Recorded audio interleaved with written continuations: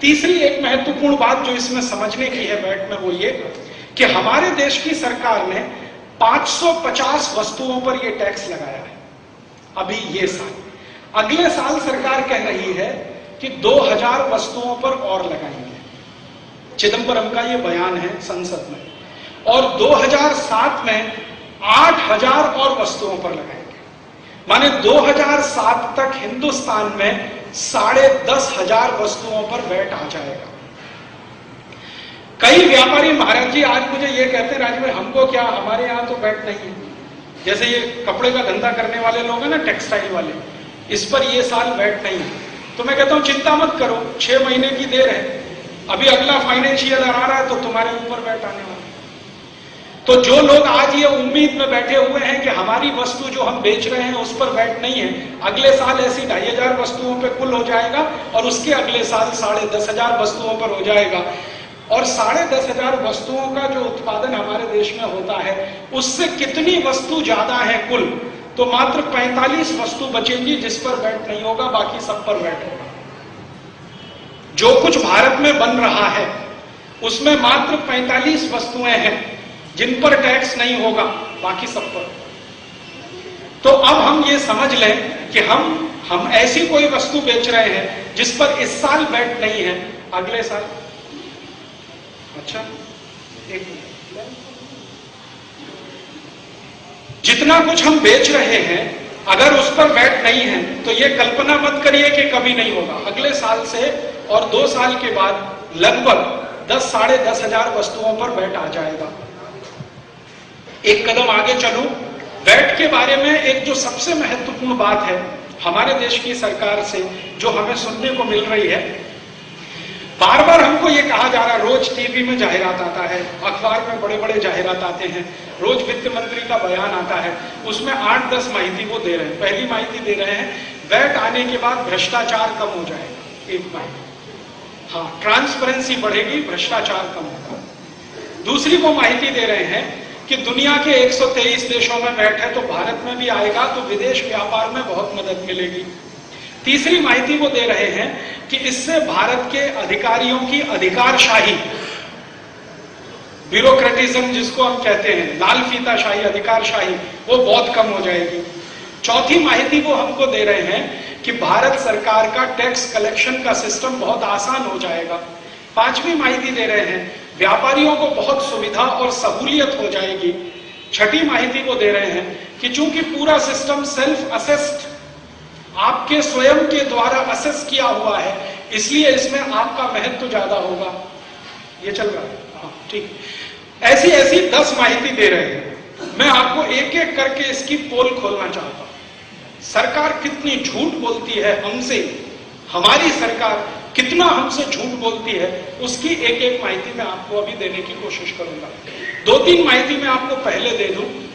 सबसे पहले जब वैट आया हिंदुस्तान में, आपको मालूम है यही राज्य में आया, याद है आपको, 98 में। और परिणाम क्या हुआ, सरकार परेशान हो गई एक ही साल में, और सरकार ने वापस किया उसको। क्यों नहीं लाया आगे तक, क्यों नहीं किया? क्योंकि बहुत तकलीफ हुआ। तकलीफ क्या हुआ, जो अधिकारी वर्ग था उनका यह कहना था कि यह इतना कॉम्प्लिकेटेड है कि इसको लगातार चलाए रखना मुश्किल है, इससे अच्छा सेल्स टैक्स है। तो महाराष्ट्र राज्य ने सबसे पहले एक्सपेरिमेंट किया और वापस लिया, क्योंकि ये कॉम्प्लिकेटेड बहुत है। कॉम्प्लिकेशंस क्या है वो अभी आपको थोड़ी देर में दिखाई दे जाएगी। दूसरी एक जानकारी आपको दे दूं, हमारे भारत देश में हरियाणा नाम का एक राज्य है जिसके मुख्यमंत्री ओम प्रकाश चौटाला ने भारत के सबसे पहले राज्यों में स्थान हासिल किया वैट लागू करने का। ओम प्रकाश चौटाला ने पूरी ताकत से वैट लागू किया। हरियाणा के व्यापारियों ने, उद्योगपतियों ने, ग्राहकों ने बहुत विरोध किया। चौटाला ने किसी का नहीं सुना। परिणाम क्या हुआ, चौटाला बुरी तरह से चुनाव हार गया। और व्यापारी और उद्योगपति ग्राहकों ने कहा कि अगर ये नहीं सुनता है तो कान पकड़ के उतार दो। अब चौटाला को पूछा जाता है कि आप चुनाव हार गए, क्यों? तो कहता है मैंने वैट लागू किया, जबरदस्ती किया, इसलिए चुनाव हार गए। मैं आपको एक और महत्व की बात बताता हूं। भारत के जितने मुख्यमंत्रियों ने वैट का समर्थन किया या वैट लागू करने की बात जोर शोर से कही, वो सब चुनाव हारे। महाराष्ट्र के पड़ोस में एक राज्य है मध्य प्रदेश। मध्य प्रदेश का मुख्यमंत्री दिग्विजय सिंह, सबसे खराब वैट का कानून महाराज जी उसी ने बना, सबसे खराब। और वो सबसे खराब क्या था, थोड़ी देर में मैं आपको बताऊंगा इस स्लाइड शो में। उसने सबसे खराब वैट का कानून बनाया और सबसे बुरी तरह से चुनाव हारा दिग्विजय सिंह। दूसरा मुख्यमंत्री हमारे भारत देश में चंद्रबाबू नायडू, आंध्र प्रदेश, वो भी बुरी तरह से चुनाव हारा, जो वैट का पूरा समर्थन करता था। तीसरा मुख्यमंत्री एसएम कृष्णा, कर्नाटक में, वो चुनाव इतनी बुरी तरह से हारा कि उसकी अपनी पक्ष की सरकार नहीं बनी, उसके सबसे खराब विरोधी पक्ष के साथ मिलकर सरकार बनानी पड़ी कर्नाटक में। और एसएम कृष्णा को कर्नाटक छोड़ के महाराष्ट्र आना पड़ा गवर्नर बनकर, राज्य ही छूट गया उसका। वो है तो जितने मुख्यमंत्रियों ने वैट लाया सब बुरी तरह से चुनाव हारे। कारण क्या है, जनता ने पसंद नहीं किया, जनता ने पसंद नहीं किया, व्यापारियों ने पसंद नहीं किया, उद्योगपतियों ने पसंद नहीं किया वैट को। उसका कारण क्या है, क्यों पसंद नहीं किया और क्यों 8 राज्यों में अभी तक विरोध हो रहा है और क्यों मेरे जैसा आदमी इस वैट का विरोध कर रहा है। उसके 3-4 मुख्य कारण हैं जो मैं आपसे शेयर करना चाहता हूं। सबसे बड़ा कारण, सरकार कहती है जी दुनिया के 123 देश में वैट है, हम भारत में क्यों नहीं लाएं। इसमें सरकार थोड़ा सच बोलती है और बड़ा सच छुपा जाती है। बड़ा सच क्या है, दुनिया के जिन 123 देशों में वैट है वहां पर दूसरा कोई भी इनडायरेक्ट टैक्स नहीं है, कोई भी दूसरा अप्रत्यक्ष कर नहीं है। और भारत देश में जहां वैट आ रहा है वहां 14 तरह के इनडायरेक्ट टैक्सेस हैं। 15वां इनडायरेक्ट टैक्स वैट है। यूरोप के देशों में सबसे पहले वैट आया जर्मनी में, और लैटिन अमेरिका के देशों में सबसे पहले वैट आया ब्राजील।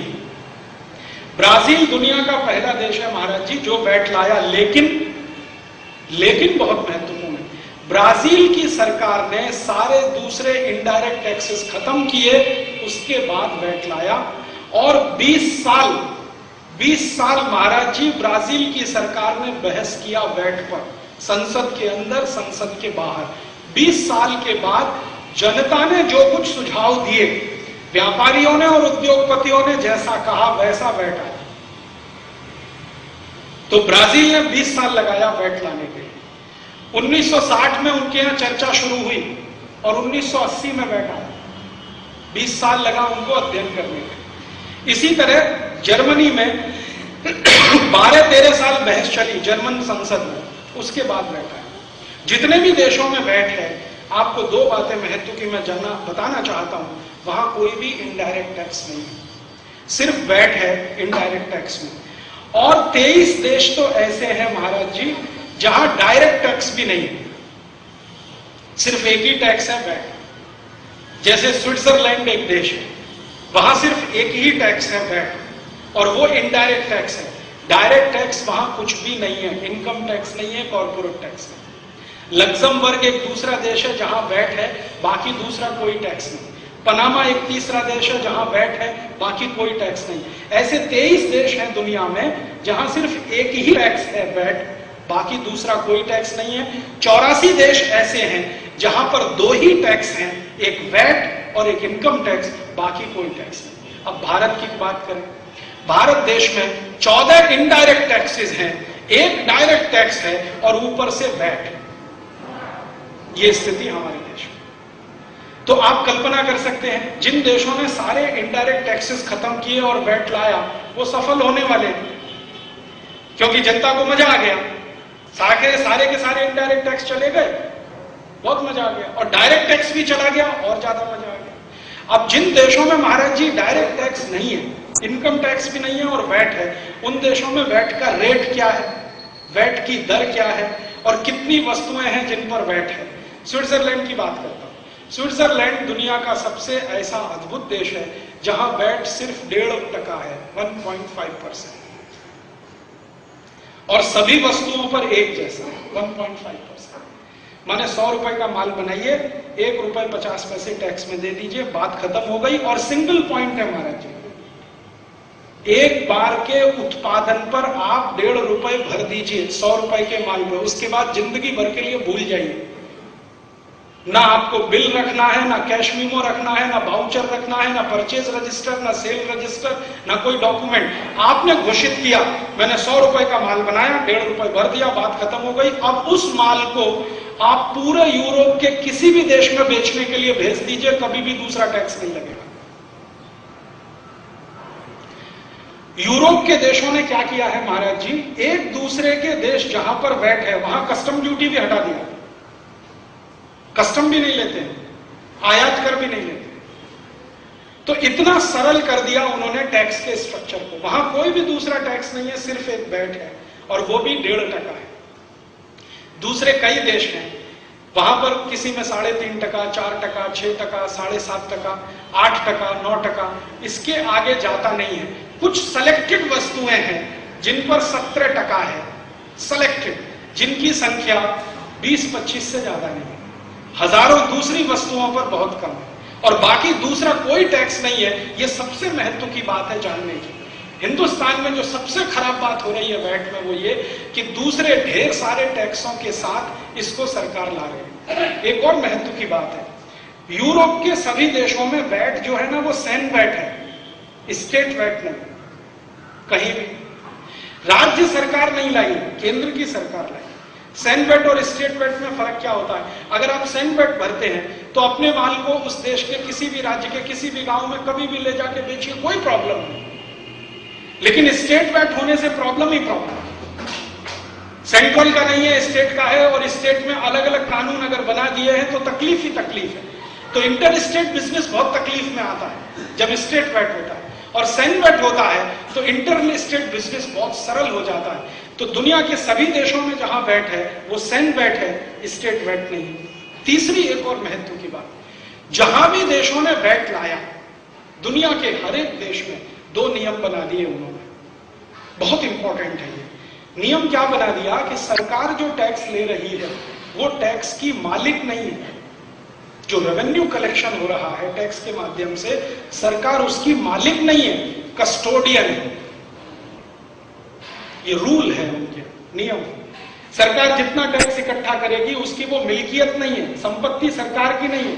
सरकार उसकी रक्षा करने के लिए गठित की गई है। जैसे ट्रस्टी होते हैं ना, ट्रस्टी ट्रस्ट की संपत्ति के मालिक नहीं होते, सुरक्षा करने के लिए है। वैसे ही सरकार सभी देशों में सुरक्षा करने के लिए है, मालिक नहीं है। मालिक तो वो है जो टैक्स दे रहा है। तो वहां नियम क्या बना, जब सरकार कस्टोडियन हो गई और टैक्स पेयर मालिक है, तो मालिक को जब भी जरूरत होगी तो पूरा टैक्स वापस होगा। यह नियम है सभी यूरोप के देशों, लैटिन अमेरिका में भी। अब जरूरत कैसे होगी, मैं आपको 2 उदाहरण देता हूं। मान लीजिए आप फ्रांस में बिजनेस करते हैं और आपको 20 साल हो गया, आप 20 साल से फ्रांस में वैट भर रहे हैं ईमानदारी से टैक्स में। 21वें साल में एक दिन आपको लगा कि ये फ्रांस अच्छा देश नहीं, इससे ज्यादा अच्छा देश जर्मनी है, और आप अपना सारा बिजनेस जर्मनी शिफ्ट करना चाहते हैं। जिस दिन आप सरकार को कहेंगे कि मैं फ्रांस छोड़ के अब जर्मनी में सेटल होना चाहता हूं और मेरा बिजनेस पूरा मैं जर्मनी ले जाना चाहता हूं, उसी दिन आपका 20 साल का एक एक पाई जो आपने पे किया है वो आपको वापस मिलेगा, उसी दिन। और सरकार आपको एक धन्यवाद पत्र देगी, भाई बहुत धन्यवाद, आपने 20 साल तक हमको टैक्स भरा, हमने आपके टैक्स का देश के विकास में इस्तेमाल किया।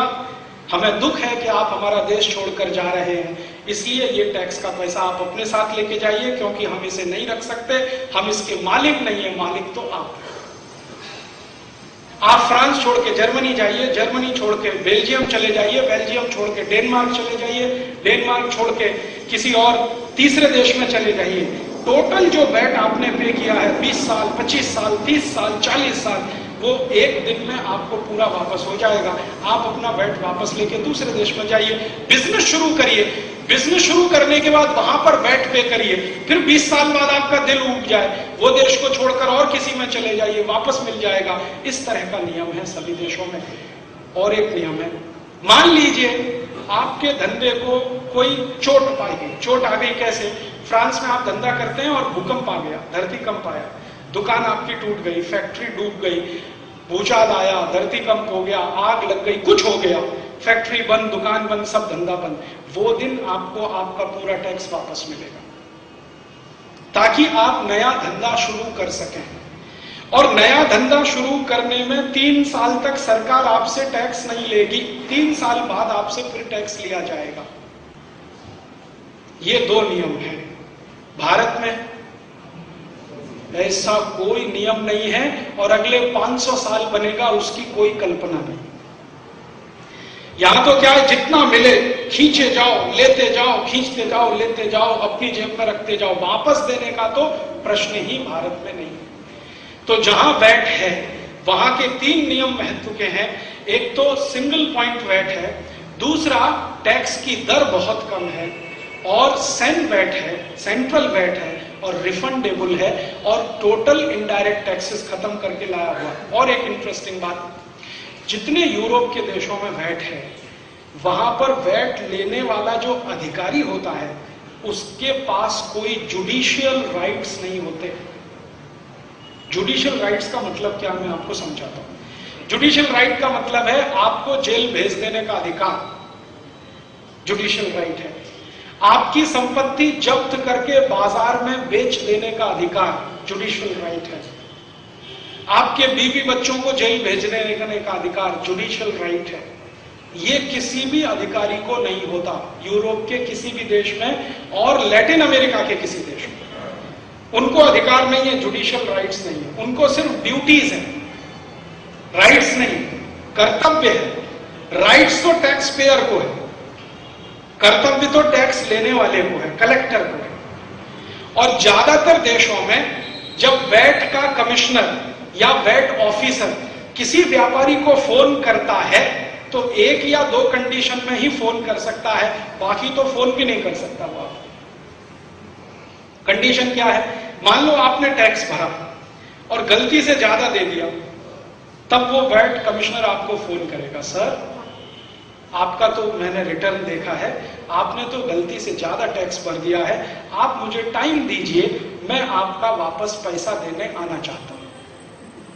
आप बोलेंगे सैटरडे को आना, सैटरडे जो वीकली ऑफ है, संडे ऑफ है, सैटरडे आना, तो आएगा और आपके हाथ में पैकेट देके जाएगा। वो 10,000 यूरो डॉलर का हो सकता है, 50,000 यूरो। यूरोप के जिन लोगों से मैं बात करता हूं, मैं कहता हूं भाई वेट कमिश्नर का फोन आया, तो कहते हैं राजीव भाई दिवाली होती है उस दिन, जिस दिन फोन आया दिवाली, पक्का है कि हमको 10-20 हजार डॉलर देने आ रहा है, पक्की बात है, अदरवाइज वो फोन करेगा नहीं आपको। एक तो ये कंडीशन में वो फोन करता है। दूसरा कि आपने मान लीजिए टैक्स भरा है और आपके चार्टर्ड अकाउंटेंट से कोई बड़ी भारी गलती हो गई है, कोई ब्लंडर हुआ है, छोटी गलती नहीं बड़ी गलती कोई हुई है, या आपका टैक्स कंसल्टेंट से कोई बड़ी गलती हुई है, तब वो आपको फोन करेगा और आपसे अपॉइंटमेंट फिक्स करेगा कि आपकी ये गलती है, मैं आपके साथ बैठ के बात करना चाहता हूं। आप उसको अपॉइंटमेंट का टाइम दीजिए, फिर वो आपके साथ बात करेगा। और आप बोलेंगे मेरे घर में आ जाओ तो आ जाएगा, आप बोलोगे मेरी दुकान में आ जाओ तो आ जाएगा। आपको अगर सुविधा है, वो पूछेगा आपको सुविधा है तो आप मेरे ऑफिस में आ सकते हैं। आप कहोगे नहीं नहीं मेरे पास टाइम नहीं है आपके ऑफिस में आने का, ठीक है मैं आता हूं आपके पास। ये तो होता है वहां का वैट कमिश्नर। और यूरोप के कोई भी देश का वैट कमिश्नर टैक्स पेयर को सर करके बात करता है, sir sir sir, okay sir, right sir, very good sir, fine sir, आदि आदि आदि आदि, ये बात करता है। भारत का वैट कमिश्नर आपका सर तोड़ के बात करता है, वो तो सर सर करके बात करता है। भारत का वैट कमिश्नर तो आप जाओगे तो कमरे में कुर्सी नहीं रखेगा, कहेगा बाहर खड़े रहो, और खुद बैठा बैठा चाय पीता रहेगा, कहेगा फुर्सत नहीं है, कल आओ, परसों आओ, नरसों आओ। तो टेंडेंसी में बहुत फर्क है। और इससे भी ज्यादा इंटरेस्टिंग बात है जो बहुत महत्व की है, फिर मैं आता हूं मुख्य विषय पर। दुनिया के किसी भी देश के वैट कमिश्नर को पगार नहीं होती है, सैलरी नहीं मिलती है, उसको कमीशन मिलता है। जितना वो टैक्स लेगा उसका कमीशन फिक्स होता है, और हर देश में अलग अलग है। कोई देश में 0.5%, माने आपने जो टोटल टैक्स इकट्ठा किया उसका 0.5% आपका कमीशन, आपने जो टैक्स इकट्ठा किया उसका 1% कमीशन, 1% से कहीं ज्यादा नहीं है और 0.25% से कहीं कम नहीं। तो 0.25% से लेकर 1% के बीच में कमीशन फिक्स होता है, किसी को सैलरी नहीं है, कमीशन। और एक मजे की बात, किसी भी वैट कमिश्नर को यूरोप के किसी भी देश में सरकार का घर नहीं मिलता रहने के, किराए के घर में रहना पड़ता, सरकार का टेलीफोन नहीं मिलता, सरकार का मोबाइल फोन नहीं मिलता, सरकार की कार नहीं मिलती, सरकार के फोकट के टिकट नहीं मिलते हवाई जहाज में आने जाने के लिए, बीवी बच्चों को तो कभी कोई सुविधा नहीं मिलती। जो करना है अपने पैसे से करना है, सरकार की तरफ से कोई सुविधा नहीं। आपको जो कमीशन मिल रहा है उसी से आपको अपनी जिंदगी चलानी है, बाकी आगे कोई बात नहीं। भारत देश में इसका ठीक उल्टा होता है। वैट कमिश्नर को पगार तो है और उसको ढेर सारे पगार के साथ इमोल्यूमेंट्स हैं। हाउस टैक्स अलग मिलता है, हाउस रेंट अलग मिलता है, उसके बीवी बच्चे बीमार हो जाते हैं उसके लिए पैसा अलग मिलता है, फोकट की बिजली जलाने के लिए, फोकट का डीजल पेट्रोल फूकने के लिए अलग से मिलता है, बीवी बच्चों को हर साल घुमाने के लिए हिल स्टेशन पे जाए अलग पैसा मिलता है, और उसके मम्मी पापा भी बीमार पड़ जाए वैट कमिश्नर के तो उनको खर्चा अलग मिलता है। तो भारत का जो वैट कमिश्नर है और यूरोप का वैट कमिश्नर है, जमीन आसमान का अंतर है। हमारे देश की सरकार ने ये सारी माहिती छुपाई लोगों से और बोल दिया कि यूरोप के 123 देशों में वैट है तो भारत में भी आना चाहिए, लेकिन ये नहीं बताया कि उन 123 देशों में किन आधार पर वैट है और हमारे यहाँ किन आधार पर आ रहा है। सबसे खराब बात हमारे देश में जो हुई है वैट में कि ढेर सारे दूसरे टैक्स भरते हुए आपको वैट देना है। अब इसमें एक और महत्व की बात मैं कह दूं, फिर ये स्लाइड में शुरू करूंगा। भारत देश के नागरिक अगर नेट इनकम कर रहे हैं तो उनको टैक्स देना है इनकम टैक्स। बात समझ में आती है? Net income. और अगर आप ग्रॉस इनकम कर रहे हैं तो अब आपको टैक्स देना है वैट। वैट जो है ना, ग्रॉस इनकम पर लगने वाला टैक्स है। ये बात सबसे महत्व की है जिस पर मैं अब आपका ध्यान आकर्षित करना चाहता हूं और महाराज जी से विशेष निवेदन करना चाहता हूं, ये सबको बताएं। आपकी ग्रॉस इनकम अब टैक्सेबल हो गई, नेट इनकम पहले से टैक्सेबल थी, इसका माने आपकी टोटल इनकम टैक्सेबल हो गई। आप अपनी इनकम छुपा नहीं सकते। वैल्यू एडिड टैक्स लाने के पीछे हिंदुस्तान की सरकार की सबसे बड़ी साजिश है वो ये कि भारत के व्यापारी और उद्योगपति वर्ग की सारी इनकम सरकार की आंखों के सामने रहे, आप उसे छुपा नहीं सके। अभी क्या होता था, अभी जब आप सेल्स टैक्स देते थे तो उसमें ग्रॉस इनकम टैक्सेबल नहीं थी, नेट इनकम टैक्सेबल थी, तो उसमें आप थोड़ी बहुत बचत कर सकते थे। बचत करने को सरकार कहती है कर चोरी और मैं उसको कहता हूं बचत। सरकार उसको कर चोरी कहती है कि आप टैक्स इवेजन कर रहे हैं और मैं मानता हूं कि आप इस देश की डोमेस्टिक सेविंग्स बढ़ा रहे हैं। अगर आप टैक्स नहीं भर रहे हैं तो आप इस देश की बचत बढ़ा रहे हैं। सरकार कहती है कि कर चोरी कर रहे हैं, मैं कहता हूं कि आप टैक्स सेविंग्स वो करने से इस देश की बचत बढ़ाते हैं। कैसे? हिंदुस्तान के जो लोग टैक्स में पैसे कटौती करते हैं या टैक्स नहीं भरते हैं या टैक्स की चोरी करते हैं, जो भी शब्द इस्तेमाल करें, वही लोग सबसे ज्यादा डोनेशन देते हैं। वही लोग सबसे ज्यादा डोनेशन।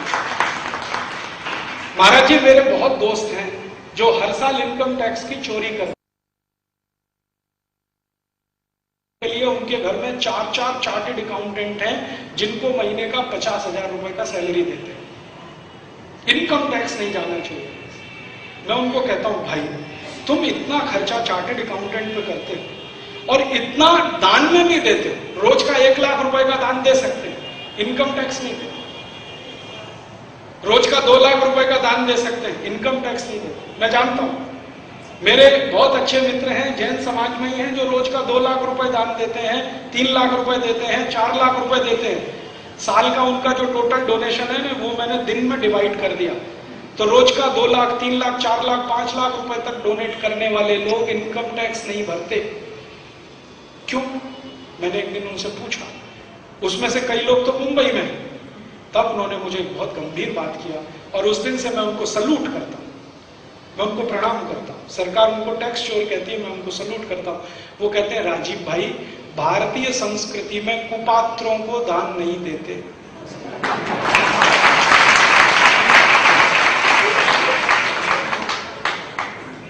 कुपात्र माने भारत की सरकार, उसको हम नहीं दे सकते।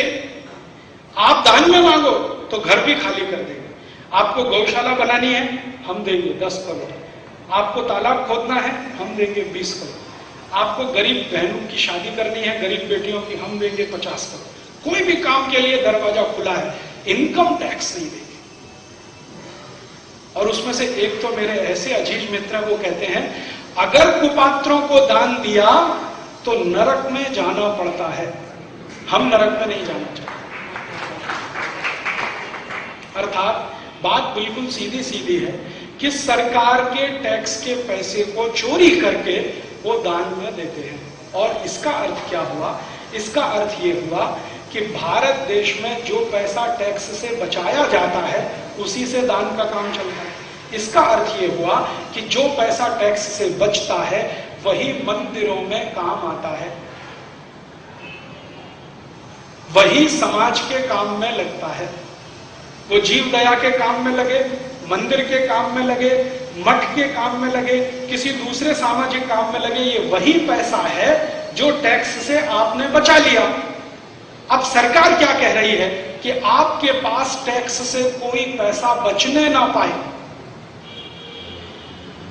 वैट के नाम पर आपकी ग्रॉस इनकम टैक्सेबल कर दिया और नेट इनकम टैक्सेबल है। इनकम टैक्स के नाम पर माने टोटल इनकम अब आपकी टैक्सेबल है, माने कोई भी पैसा अब आप बचा नहीं पाए, अर्थात अब आप पैसे का दान नहीं कर पाए। अर्थात पैसे का दान न हो तो मंदिर और मंदिर से जुड़ी हुई संस्थाएं ना चले।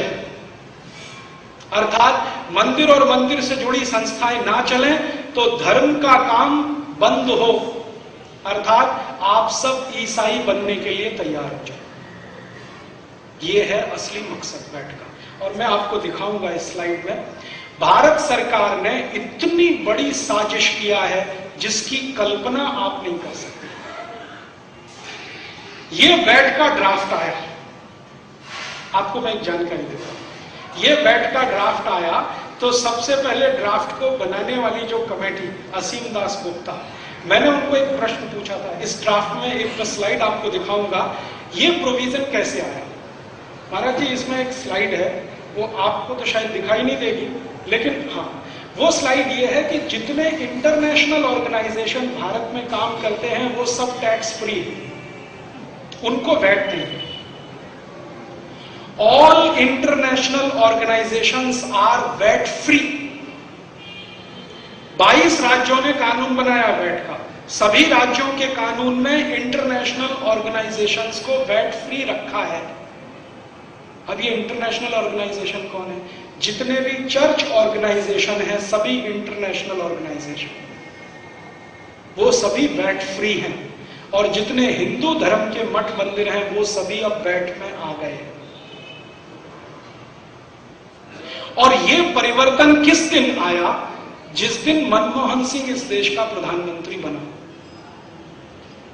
उसी दिन ये प्रोविजन डाला गया। इसके पहले एक ड्राफ्ट बना था, वो बनाया था अटल बिहारी वाजपेयी की एक सरकार चलती थी ना, उसमें एक वित्त मंत्री थे, उनका नाम था जसवंत सिंह, और थोड़े दिन एक वित्त मंत्री रहे यशवंत सिन्हा। उनके समय में जो ड्राफ्ट बनाया गया उसमें ये प्रोविजन नहीं था। आप जरा ध्यान देना, इंटरनेशनल ऑर्गेनाइजेशंस को वैट से अलग रखना, ये मनमोहन सिंह के प्रधानमंत्री बनने के बाद इसमें डाला गया। मनमोहन सिंह इस देश का प्रधानमंत्री नहीं है, सोनिया गांधी इस देश की प्रधानमंत्री है। क्योंकि मनमोहन सिंह इस बात को 2 बार अपने मुंह से कह चुका है कि मैं तो मैडम का प्रधानमंत्री हूं। वो पब्लिक मीटिंग में बोला है, ऐसे नहीं बोला है। एक बार पब्लिक मीटिंग में बोला है और एक बार प्रेस कॉन्फ्रेंस में बोला है। जिस दिन मनमोहन सिंह की पहली प्रेस कॉन्फ्रेंस हुई थी दिल्ली में, उसी दिन उसने कहा था मैं मैडम का प्रधानमंत्री हूं, और मैडम बगल में बैठी है। पत्रकारों ने कहा आप भारत के प्रधानमंत्री हैं। नहीं, मैं मैडम का प्रधानमंत्री। अर्थात जैसे मैडम कहेगी वैसे ही मैं करूंगा। मैडम कौन है? क्रिश्चियन लॉबी की सरमुख्तियार सोनिया गांधी। तो इंटरनेशनल ऑर्गेनाइजेशंस को वैट फ्री बनवा दिया, एक प्रोविजन डलवा दिया, सारे चर्च हिंदुस्तान में, वो कैथोलिक्स हो या प्रोटेस्टेंट हो, सभी इंटरनेशनल ऑर्गेनाइजेशन में गिने जाते हैं। मुंबई में जितने चर्च चलते हैं सभी इंटरनेशनल है। मुंबई तो छोड़ो, गांव के गरीब से गरीब गांव का चर्च इंटरनेशनल है, क्योंकि उसका जो लिंकेजेस है वो यहां नहीं है, वो बाहर है। तो उन्होंने एक प्रोविजन डाल दिया, all international organisations are VAT free, अर्थात सारी क्रिश्चियन संस्थाएं वैट फ्री हैं।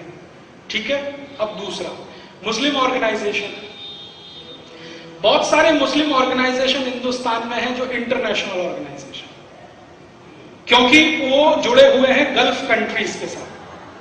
आपको मालूम है बहुत सारी मस्जिद भारत में बनती है जिनके लिए पैसा आता है तो वहां से आता है, अरब देशों से आता है, उनके पैसे से यहां की मस्जिद बनती है, उनका एफिलिएशन वहां है। तो जिनको भी पैसा बाहर से आता है उनका एफिलिएशन वहां होता है, तो वो इंटरनेशनल हो जाते हैं। तो all international organisations are VAT free, अर्थात मस्जिद और चर्च वैट फ्री, अर्थात मस्जिद और चर्च की किसी भी एक्टिविटी पर कोई टैक्स नहीं, अर्थात मस्जिद और चर्च की किसी भी एक्टिविटी पर सरकार के अधिकारी का कोई अंकुश नहीं। आपकी एक्टिविटी वैटेबल है या नहीं है वो तो सेकेंडरी है, लेकिन आपके ऊपर सरकार का अंकुश है या नहीं वो प्राइमरी है। आपके जो हिंदू ऑर्गेनाइजेशन है ये इंटरनेशनल नहीं है, क्योंकि ये हो नहीं सकते हैं, क्योंकि इनका एफिलिएशन भारत के बाहर कहीं नहीं हो सकता। इनका सबका एफिलिएशन होगा वो भारत के अंदर होगा। तो भारत के अंदर हिंदू धर्म, हिंदुओं में बौद्ध भी आते हैं, जैन भी आते हैं, और तेरापंथी और दूसरे सभी तरह के मतांतर के लोग आते हैं, सनातनी भी आते हैं, गैर सनातनी भी आते हैं, सब तरह के लोग। उनके जितने संगठन, संप्रदाय, संस्थाएं, वो सभी वैट के अधीन आ गई। एक और इससे भी ज्यादा खतरनाक बात, सरकार ने यह तय कर दिया है कि अभी जो संस्थाएं प्रॉफिटेबल हैं, नॉन प्रॉफिटेबल हैं, दोनों, ये सभी बिजनेस करती हैं। बिजनेस के डेफिनेशन में डाला है उसको। अभी तक आप क्या करते हैं, आप अगर मंदिर चलाते हैं, मठ चलाते हैं, तो आप सेवा करते हैं, लेकिन सरकार ने वो सेवा हटा दिया, अब उसको बिजनेस में डाल दिया। बिजनेस में दो क्लासिफिकेशन किया है, नॉन प्रॉफिटेबल बिजनेस और प्रॉफिटेबल बिजनेस, अर्थात मंदिर, मठ सभी नॉन प्रॉफिटेबल बिजनेस में आते हैं, और नॉन प्रॉफिटेबल बिजनेस भी वैट में आ गया। प्रॉफिटेबल बिजनेस तो आ ही गया है, नॉन प्रॉफिटेबल बिजनेस भी आ गया। अब इतनी बातें ध्यान में रखकर अब आप जरा देखिए ये स्लाइड्स, इसमें मैं आपको भैया ऑन करो जरा, हाँ, ये तो मैं ये हाथ में ले सकता हूं, ये तो बहुत सरल सी बात है, ये परिभाषा है, लेट अस अंडरस्टैंड वैट। जरा नेक्स्ट एंटर मारो। हाँ, वैल्यू एडेड टैक्स, सरकार की डेफिनेशन क्या है? सरकार की डेफिनेशन ये है, ड्राफ्ट में ये डेफिनेशन उन्होंने दिया है, value added tax is multi stage tax levied on value added at different stages of production and distribution of a commodity, ध्यान से पढ़ना इसको, ऑफ ए कॉमोडिटी और सर्विस और any adventure in the nature of service with और without motive of earning profit, with और without motive of earning profit. आप कोई भी सर्विस करें, कोई भी काम करें, आप उसमें से प्रॉफिट बनाएं या ना बनाएं, सीधी सीधी बात है। आप मंदिर चलाते हैं, नॉन प्रॉफिट बिजनेस है, लेकिन ये वैट की परिभाषा में है। महाराज जी, आप बैठना चाहेंगे इधर? आप इधर आएंगे देखने के? हाँ, ठीक है। तो जो बिजनेस आप करते थे, बिजनेस की अभी तक हमारे यहां डेफिनेशन थी, ऐसा कोई काम जो पैसे कमाने के लिए किया जाए वो बिजनेस है, और ऐसा कोई काम जो बिना पैसे के किया जाए वो सर्विस है। सेवा और व्यापार में फर्क था, अब सरकार ने क्या कर दिया, सेवा को व्यापार बना दिया। सबसे ज्यादा विरोध होने की जरूरत है इसी डेफिनेशन पर, कि तुम्हारी हिम्मत कैसे हुई हिंदुस्तान की नॉन प्रॉफिट ऑर्गेनाइजेशंस, माने मंदिरों के सारे ट्रस्ट, मठों के सारे ट्रस्ट, उसको भी तुमने इसमें डाल दिया। और ये बात जब मैंने महाराज जी कई ऐसे सांसदों को कही जो थोड़े धर्म प्रेमी हैं, जो थोड़े जीव दया प्रेमी हैं, जो कभी कभी आप जैसे संतों के प्रवचन सुनने आते हैं, दिल में कहीं कहीं कोई दीपक जलता रहता है, उन्होंने कहा राजीव भाई सच में हमको मालूम नहीं ये हो गया, सच में हमको मालूम नहीं ये हो गया। मैंने कहा आप संसद में गए हैं, हमने आपको संसद में इसलिए भेजा है, आप वहां बैठे बहस करें, चर्चा करें। वो कहते हैं हमको सरकार ने ड्राफ्ट ही नहीं दिया, चर्चा क्या करें। मैंने कहा तुमने चिल्लाया क्यों नहीं संसद में? जितना तुम राबड़ी देवी लालू यादव के लिए चिल्लाते हो और जितना मुलायम सिंह और मायावती के लिए चिल्लाते हो, तुमको इस पर चिल्लाना चाहिए था कि सरकार ड्राफ्ट नहीं दे रही है, ड्राफ्ट नहीं दे रही है, और इतना हल्ला मचाना चाहिए था कि सरकार ड्राफ्ट देती और समय से पहले देती और तुम उसमें ये देख लेते और इस पर संसद में बहस करते या विधानसभाओं में बहस करते और इसको निकलवाते। ये बहस नहीं हुआ, निकाला नहीं गया, इसलिए टैक्स में ये आ गया। अब इस डेफिनेशन से आप समझ लीजिए, कोई भी मंदिर, कोई भी मठ, कोई भी संस्था जो लूले लंगड़े व्यक्तियों के लिए काम करे, जीव दया के लिए काम करे, कुछ भी करे, वो सभी वैट में आ गए। वैट में आने का मतलब यह है अधिकारी वर्ग का शिकंजा अब आपके ऊपर आ गया। अब कोई भी अधिकारी कभी भी आ सकता है, आपके ट्रस्ट के सारे अकाउंट चेक कर सकता है, और आपने अगर अकाउंट में कुछ खर्चा दिखाया हुआ है कि हमने तो इतना पैसा खर्च किया कबूतरों को दाना डालने के लिए, तो आपके ऊपर क्वेश्चन कर सकता है। अब आपको उसका जवाब देना पड़ेगा। और वैट के नियमों में सबसे खतरनाक है महाराज जी, हर बार ऑफिसर को कन्विंस आपको करना पड़ेगा। You have to convince him. वो कोई भी क्वेश्चन करे, you have to convince him. और उसको कन्विंस होने में क्या क्या लगता है वो आप सब जानते हैं। किसी भी टैक्स कमिश्नर को कन्विंस होने में क्या क्या लगता है वो आप तो मुझसे बेहतर जानते हैं। मैं तो कुछ धंधा व्यापार नहीं करता हूं, जो लोग धंधा व्यापार करते हैं वो मुझे बताते हैं कि राजीव भाई टैक्स कमिश्नर को कन्विंस करना, आप समझ लो दुनिया का सबसे मुश्किल काम। उसको पैसा लगता है कन्विंस होने के लिए, घूस लगती है, रिश्वत लगती है। सिर्फ घूस और रिश्वत तक हो उतनी बात नहीं है, उसके आगे अगर उसकी नजर आपकी कार पे पड़ गई और आपकी कार बहुत अच्छी है तो कन्विंस करने के लिए वो देनी पड़ सकती है। उसकी नजर आपके किसी फ्लैट पे पड़ गई और उसको फ्लैट आपका पसंद आ गया तो फ्लैट उसके नाम करना पड़ सकता है। उसकी नजर आपकी किसी भी चीज पे पड़ गई, कन्विंस करना पड़ेगा। हमारे एक बहुत अच्छे अजीज दोस्त हैं जो यहाँ मुंबई में बिजनेस करते हैं, 1000 करोड़ से ज्यादा का उनका टर्नओवर है। वो कहते हैं राजीव भाई कमिश्नर को कन्विंस करने के लिए डांस बार लगता है, और डांस बार से भी ज्यादा लड़की लगती है, रात को देनी पड़ती है दारू के साथ, तब कमिश्नर कन्विंस होता है, तब जाके आपको दया प्रेम करुणा के तहत कुछ क्षमा कर सकता है, नहीं तो आपको रगड़ के रख सकता है। तो ये डेफिनेशन इतनी खतरनाक है। इसका जो अंतिम वाक्य है, कमोडिटी और सर्विसेज और any adventure in the nature of service with और without motive of earning profit, ये सभी अब